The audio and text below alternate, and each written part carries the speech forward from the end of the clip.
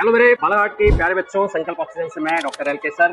बालाघाट में जो students 10th और 12th में हैं और आगे जेईई नीट की तैयारी करना चाह रहे हैं, तो उनके लिए मैं जो है एक सुनहरा अवसर संकल्प ऑक्सीजन कोचिंग आपके लिए लेकर आया है।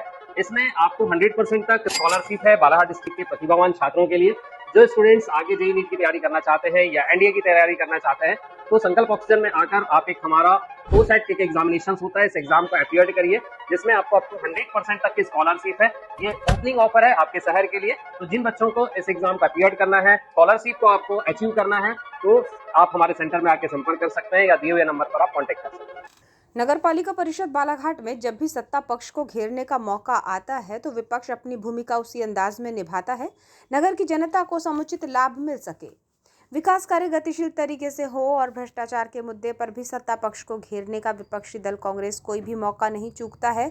बीते दिनों सत्ता पक्ष भाजपा के पार्षदों की गर्जना नगर पालिका के विशेष सम्मेलन में गूंजती हुई दिखाई दे रही थी, लेकिन अब विपक्ष के भीतर भी यही कुछ मनमुटाव सार्वजनिक तरीके से सामने आ रहा है।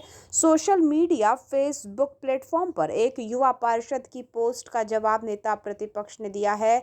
साथ ही ये भी लिख दिया है कि नगर पालिका में नेता प्रतिपक्ष कोई संवैधानिक पद नहीं है, ना ही मुझे इसके लिए कोई नियुक्ति पत्र दिया गया है, तो मैं केवल पार्षद हूं। माजरा तब शुरू हुआ जब वार्ड क्रमांक 27 के कांग्रेसी पार्षद आशुतोष डहरवाल ने जन समस्या न उठाए जाने को लेकर नाराजगी जताते हुए पोस्ट कर दी, जिसमें नेता विपक्ष की भूमिका पर भी उन्होंने सवाल खड़े किए। एक पोस्टर को पोस्ट करते हुए उन्होंने लिखा कि शहर सरकार की जितनी नाकामियों से पीछे होता जा रहा है, इसमें कहीं ना कहीं विपक्ष की कमजोरी भी साबित होती है। विपक्ष जितना मजबूत होगा उतना ही विकास होगा।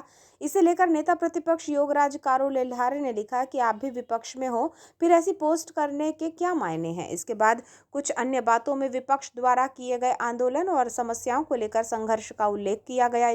इसके बाद लगातार पोस्ट की जाती रही और बहस गर्मागर्म होती चली गई, जिसमें नेता प्रतिपक्ष कारो लेल्हारे ने लिख दिया कि नगर पालिका में नेता प्रतिपक्ष की कोई संवैधानिक पोस्ट नहीं है, आज के बाद कोई नेता प्रतिपक्ष नहीं है। ये पद मुझे मौखिक रूप से दे दिया गया था, जिसे उसी तरह वापस भी कर रहा हूँ। मैं सिर्फ वार्ड नंबर 2 का पार्षद हूँ, अपने वार्ड के विकास के लिए हमेशा लड़ता रहूंगा। संगठन जो कहेगा उसका पालन पार्षद के रूप में करूंगा। कारो लिल्हारे ने फेसबुक पोस्ट के संबंध में कहा कि जब सत्तासीन भाजपा के पार्षदों में अपनी परिषद के प्रति नाराजगी हो सकती है तो विपक्ष में क्यों नहीं हो सकती। जिसे लगा कि समस्याओं को लेकर बात करनी है तो कर सकता है। हमारे कांग्रेसी पार्षद के साथ जो बातचीत हुई है सामान्य है, वैसे भी ये संगठन का आंतरिक मामला है, इसे वरिष्ठ जनों के द्वारा सुलझा लिया जाएगा।